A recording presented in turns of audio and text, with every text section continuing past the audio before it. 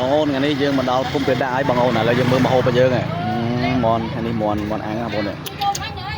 បាទទីនេះគឺស្មាននេះចិត្តអស់មកហូបបាត់បាទនេះបងប្អូនមើលជ្រូកអាំងគេអូយតដងឆ្ងាញ់មែនតើបាទមួយថ្ងៃលក់អស់ហ្មងថ្ងៃលក់បាទថ្ងៃសៅរ៍ទៅ4ក្បាលទៅ5អូមួយថ្ងៃសៅរ៍ទឹក4 5ក្បាលបងអូនមិនមែនលំទេភូមិនេះភូមិពេដាបងអូននៅក្នុងខេត្តសៀមរាបបាទជាអ្នកភូមិដែលគាត់ចេះនាំគ្នាធ្វើមហូបធ្វើមហាលក់ដាច់ខ្លាំងមែនតើអស់លេងបងអូនបាទអញ្ចឹងមើលកន្លែងគាត់លក់ហើយភៀវគាត់កន្លែងគាត់នឹងពេញឥឡូវយើងកំងជ្រូកហើយខ្ញុំកំងកែបោកនេះបាទអូតណបងប្អូននេះនៅសាច់គេនឹងស្ទួយបាទសំខាន់អ្នកលក់បកាលក់ទៀតណាបាទនេះចាប់ពឹបបាទបានញ៉ាំលើបងប្អូនបាទអញ្ចឹង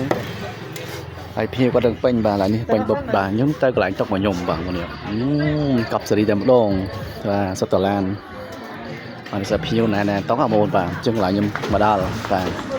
ញ្ចឹងខ្ញុំមកដល់កន្លែងញ៉ាំលើហើយមិនអីទេឃ្លាននៅហេវនៅអញកែបោកហេវនៅហេវនៅហេវនៅហេវនៅអត់ញ៉ាំ